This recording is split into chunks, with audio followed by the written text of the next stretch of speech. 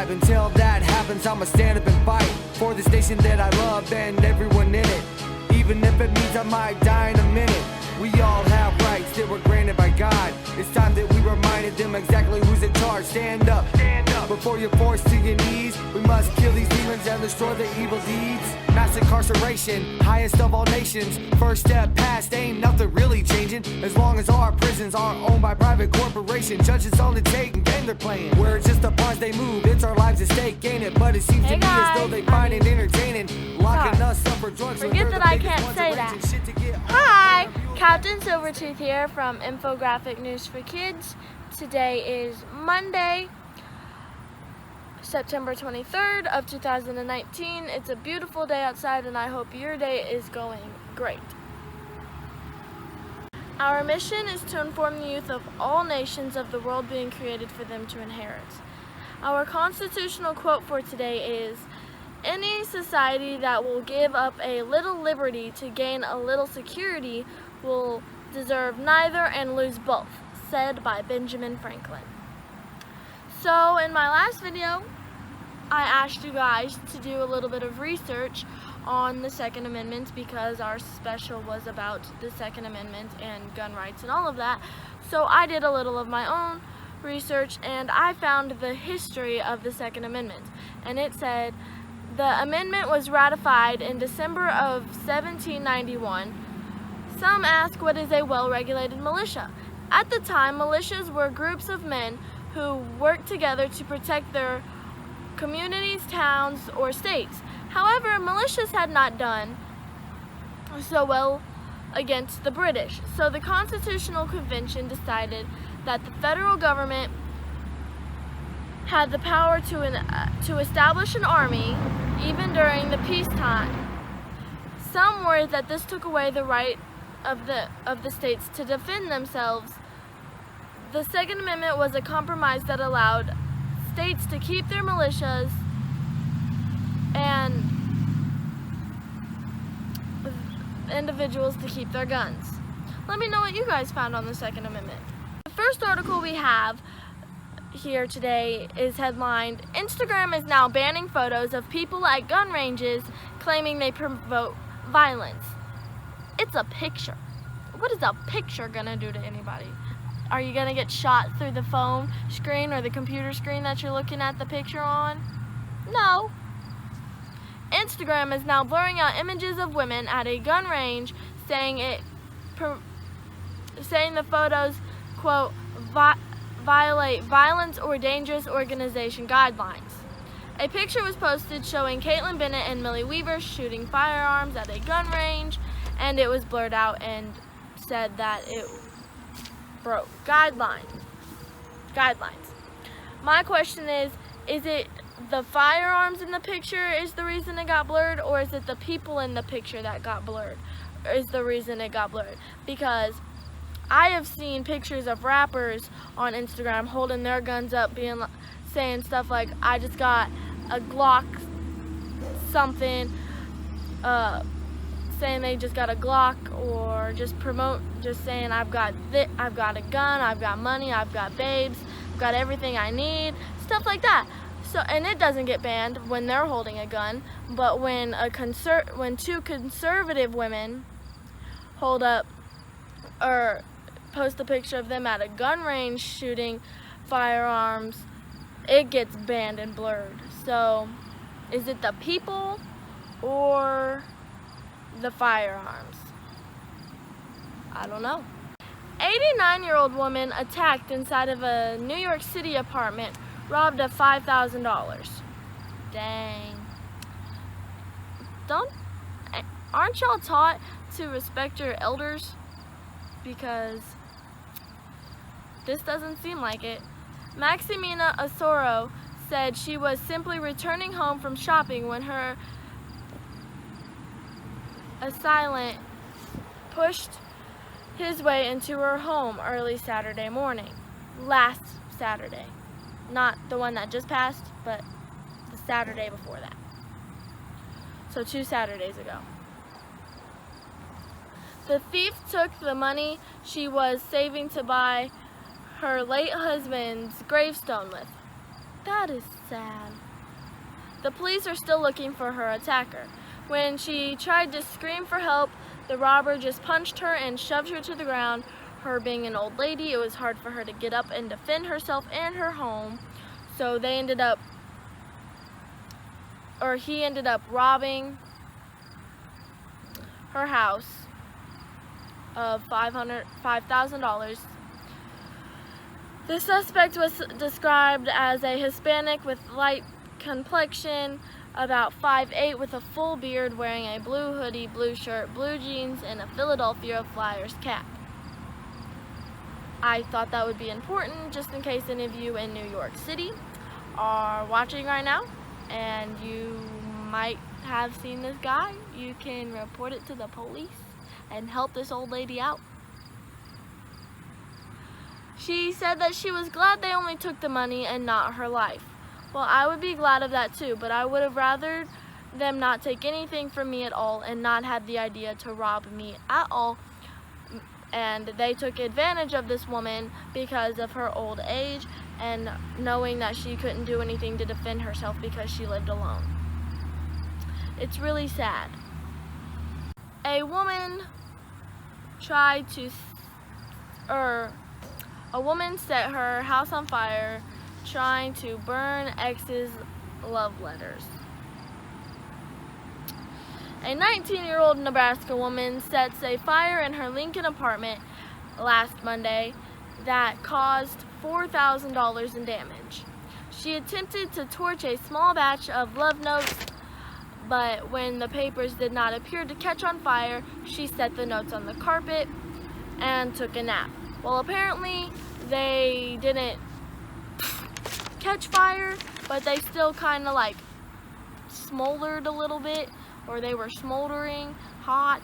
They were hot, and when she woke up from her nap, the smoke alarms were going off and the bedroom carpet was in flames.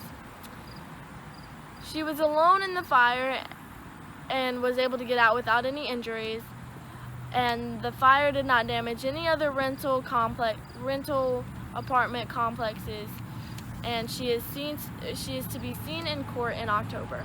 Honey, I would have shredded them or ripped them up, flushed them down the toilet, threw them away, anything but tried to catch them on fire. A, because I don't really like fire. B, because something bad could happen, you know, you drop the burning piece of paper on the ground on accident, and your house goes into flames, something, you know. I had a friend who almost burned down his house trying to burn homework that he got an F on, so it's crazy. I would have, not that that's related to an ex or whatever, but I would have shredded it or thrown it away or something, you know, but I don't have to deal with that, so I feel bad for you and your house and all your stuff, but it's your fault for falling asleep and not making sure you finished whatever you were trying to do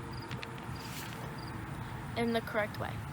U.S. man drowns while proposing underwater in Tanzania. That's sad. That's honestly sad. An American man has drowned while proposing to his girlfriend underwater. An American man has drowned while proposing to his girlfriend underwater at an island off the coast of Tanzania in a luxury resort. His girlfriend, Kanesha and Antoine, posted on her Facebook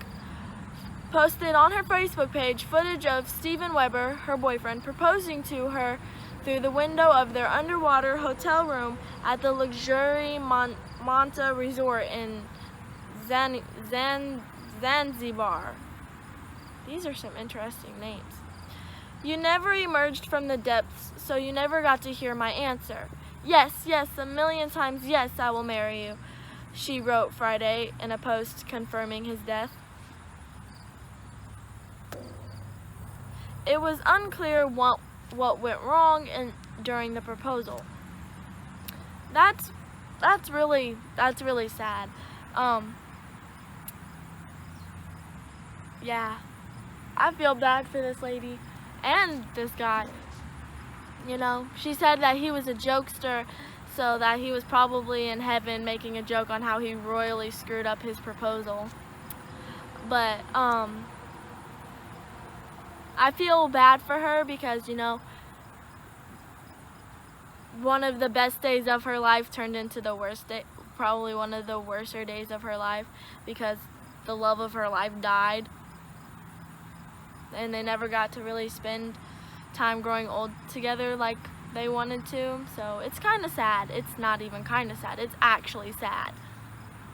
Football game canceled ahead of rally for pro-Trump cheerleaders. A North Carolina school district canceled a football game on Friday ahead of a rally to support cheerleaders put on probation for holding a Trump 2020 banner at a game in late August. The North Carolina High School Athletic Association said it canceled the game because of, quote, Stanley County Schools has been notified of additional information that could compromise safety measures our schools have in place for sporting events.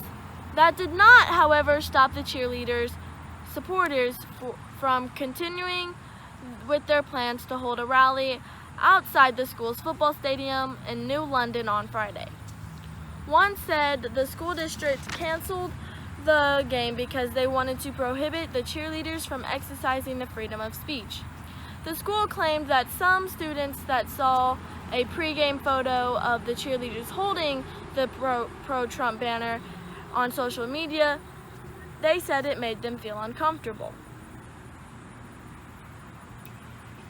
At the rally on Friday, attendees wore MAGA hats and waved Trump 2020 flags and American flags to show the support for the cheerleaders. They canceled a football game because the cheerleaders wanted to support the president. What sense does that make? It's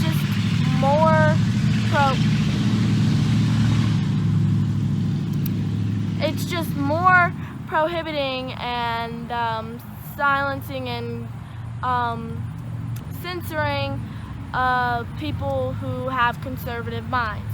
All they were trying to do was show support for the president, and they weren't even able to do that, which sucks. Freedom of speech, people. That's all the news I have for you today.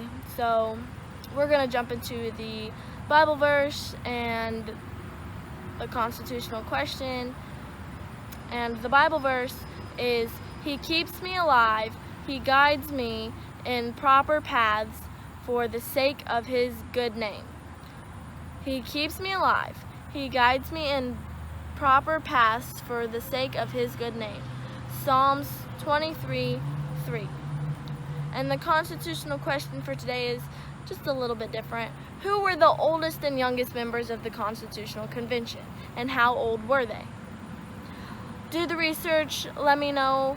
I will see you guys in my next video. I love you so much. Thank you for watching. Blown up, I'm buried alive. Until that happens, I'ma stand up and fight for the station that I love and everyone in it. Even if it means I might die in a minute. We all have rights that were granted by God. It's time that we reminded them exactly who's in charge. Stand up, before you're forced to your knees. We must kill these demons and destroy their evil deeds. Mass incarceration, highest of all nations. First step past, ain't nothing really changing. As long as our prisons are owned by private corporations. Judges on the take, man, these are just the pawns they move. It's our lives at stake, ain't it? But it seems to me as though they find it entertaining, locking us up for drugs when they're the biggest ones arranging shit to get on a plane or mules back into the state. However it came, they brought it to us in the first place, cause they know that we'll be hooked by the first taste. Like a teenage boy finally making it to first base, rounded bases getting laid all on the first date. On top of that, it's his 16th birthday. Basically, I'm trying to say he'll want it in the worst way, and he'll be willing to pay the